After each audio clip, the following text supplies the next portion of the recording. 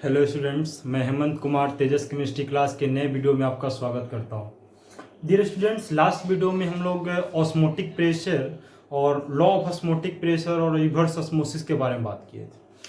आज हम लोग सॉल्यूशन चैप्टर के सबसे लास्ट टॉपिक पे बात करने जा रहे हैं। आज इस वीडियो में हम बात करेंगे एबनॉर्मल कॉलिगेटिव प्रॉपर्टी की बात करेंगे। ठीक है, एबनॉर्मल कॉलिगेटिव प्रॉपर्टी, वांटोप फैक्टर और एबनॉर्मल मास देखेंगे, एबनॉर्मल मोलर मास देखेंगे कि क्या होता है। आइए स्टार्ट करते हैं एबनॉर्मल कॉलिगेटिव प्रॉपर्टी।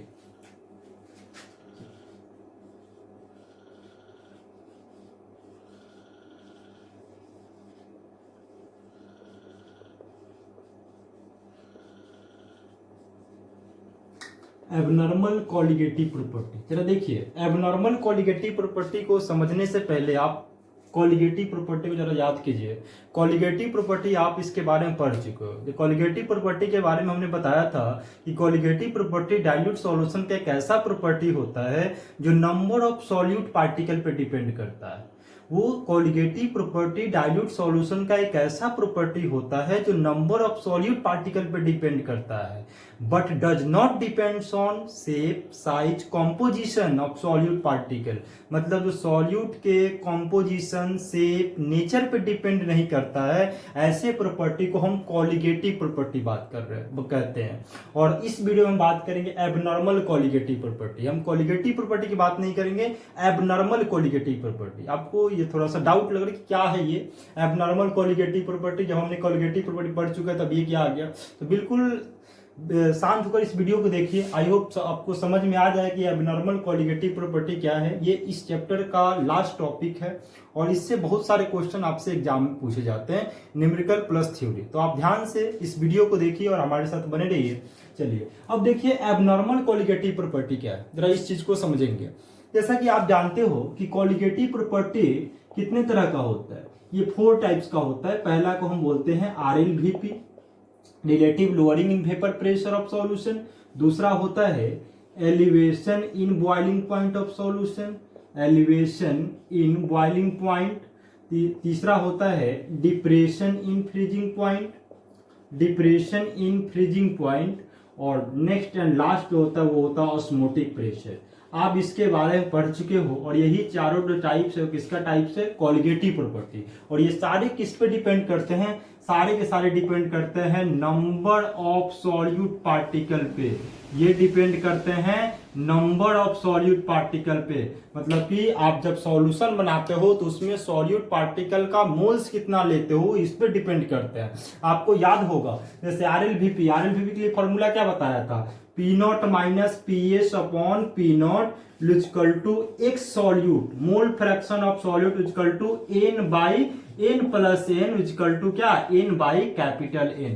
देखिए जरा, ये फॉर्मूला आपको हम बता चुके हैं किस चीज में, RLVP में। RLVP में क्या बताया था, RLVP मैंने बताया था ये जो P0 minus PS upon P0 equal to N by capital N। N क्या है, number of moles of solute. मतलब ये RLVP किस पे डिपेंड करता है, number of moles of solute या नंबर ऑफ सॉल्यूट पार्टिकल पे डिपेंड करता है। ठीक उसी तरह आप उसी तरह पढ़े होंगे जैसे हमने बताया था कि delta TB equal to KB into, यहाँ पे आप यहाँ पे देखिए, यहाँ पे इंटू M, यानी ये बताया था आपको कि डेल्टा TB इक्वल टू क्या होता है, KB इंटू M, या इसको इस तरह लिख सकते हो KB इंटू M क्या है, मोलालिटी। और मोलालिटी क्या होता है, number of moles of solute by mass of solvent, by mass of solvent. जरा देखिए ये भी किस पे डिपेंड करता है, ये भी डिपेंड करता है number of moles of solute के ऊपर। यानी कॉलिगेटिव प्रॉपर्टी के जो 4 टाइप्स है वो सारा का सारा किस पे डिपेंड करता है, वो नंबर ऑफ सॉल्यूट पार्टिकल पे डिपेंड करता है, number of moles of solute particle पे डिपेंड करता है,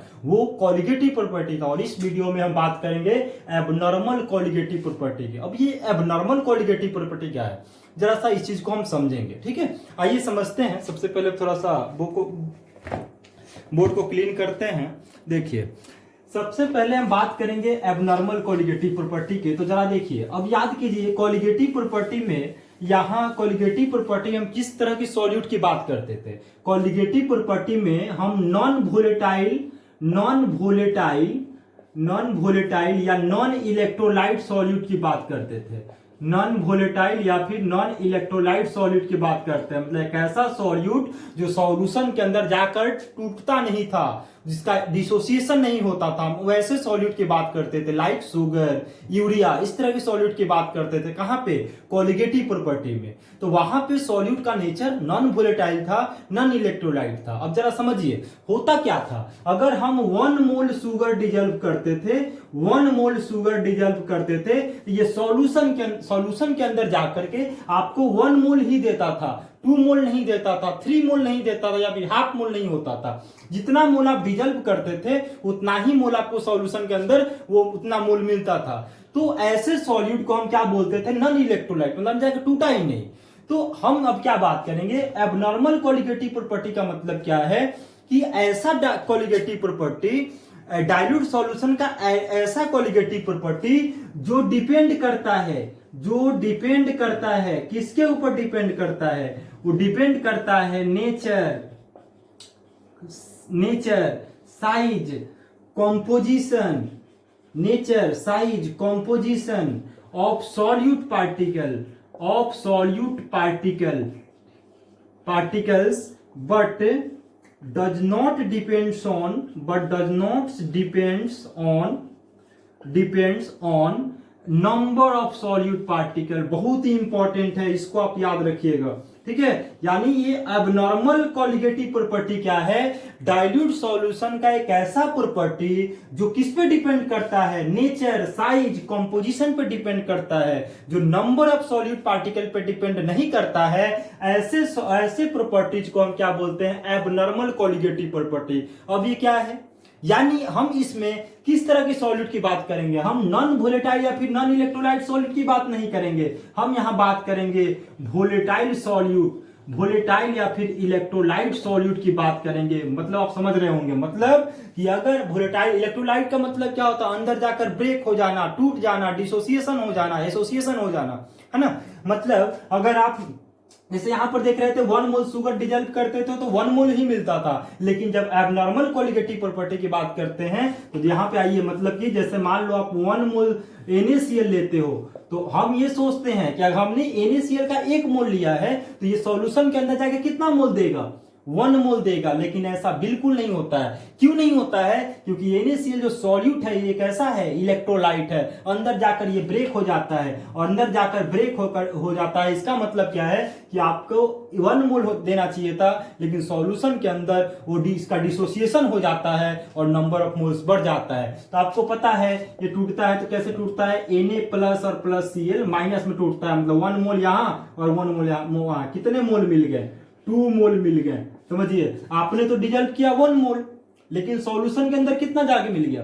2 मोल। अब जरा सा समझिए, हम क्या सोच रहे थे? हम ये ऑब्जर्व कर रहे थे कि जो इसका कोलिगेटिव प्रॉपर्टी होगा वो 1 मोल सॉल्यूशन का होगा, 1 मोल NaCl का होगा, लेकिन अंदर जाकर ये कितना मोल हो गया? 2 मोल। यानी हमारा जो ऑब्जर्व कोलिगेटिव प्रॉपर्टी था और जो थ्योरेटिकल कोलिगेटिव प्रॉपर्टी था, कैलकुलेटेड कोलिगेटिव प्रॉपर्टी था, मतलब ऑब्जर्व कोलिगेटिव प्रॉपर्टी ज्यादा हो गया किससे? कैलकुलेटेड कोलिगेटिव प्रॉपर्टी से। जरा सा समझोगे ऐसा क्यों होता है? क्योंकि यार सॉल्यूट का नेचर चेंज हो गया। ये इलेक्ट्रोलाइट है, वोलेटाइल है, और अंदर जाकर इसका डिसोसिएशन हो गया। और जब डिसोसिएशन हो गया इसका मतलब आइदर नंबर ऑफ मोल्स बढ़ सकते हैं डिसोसिएशन केस में, और एसोसिएशन केस में नंबर ऑफ मोल्स घट सकते हैं। तो ओवरऑल यही चीज हमें इस टॉपिक के बारे में पढ़ना है, एबनॉर्मल कोलिगेटिव प्रॉपर्टी में पढ़ना है। तो आइए हम शुरू से स्टार्ट करते हैं और जानते हैं पूरे बारीकी से कि एबनॉर्मल कोलिगेटिव प्रॉपर्टी होता क्या है।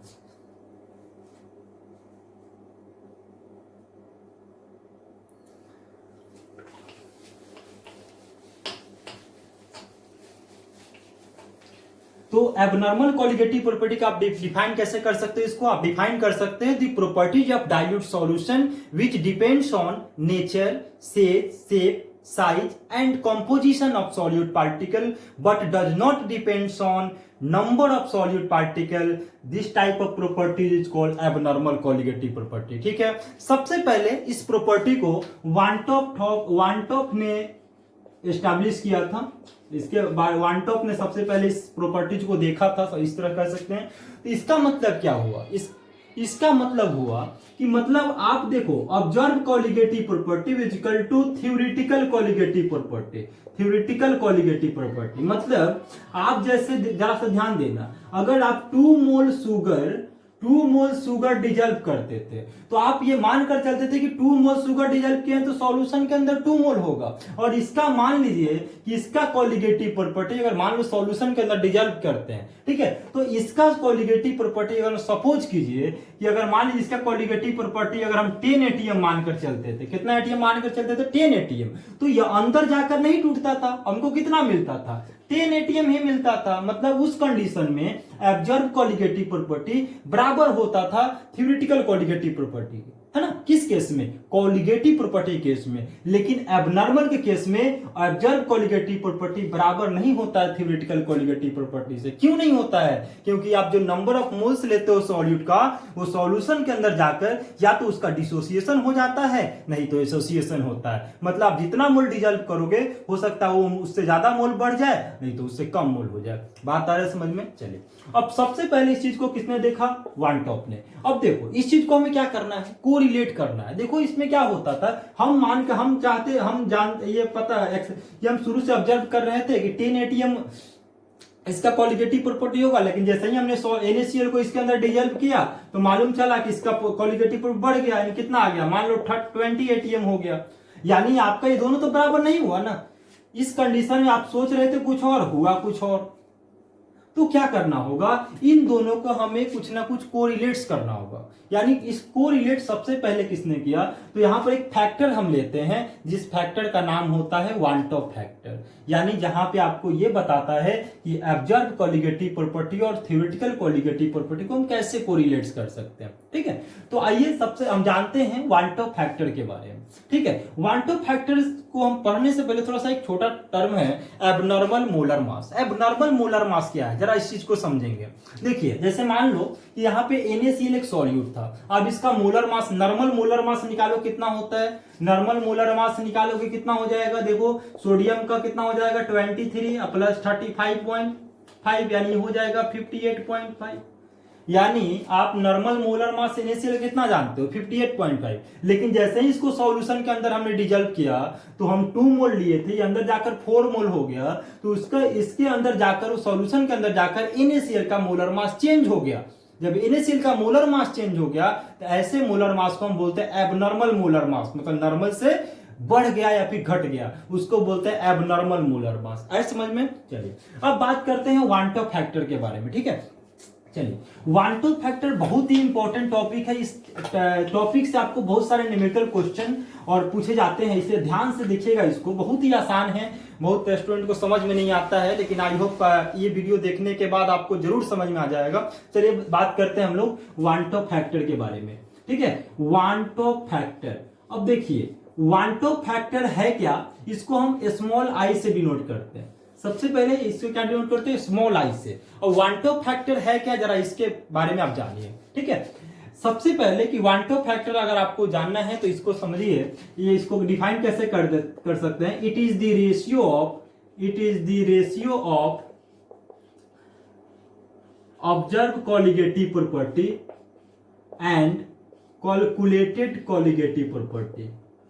कैलकुलेटेड कॉलिगेटिव प्रॉपर्टी मतलब किसका रेशियो है, ये रेशियो है, it is the ratio of observe colligative property and calculated colligative property. मतलब वन, दैट इज, आप यहां पे लिख सकते हैं, that is van't Hoff factor equal to formula क्या होता है, वो होता है ऑब्जर्व कॉलिगेटिव प्रॉपर्टी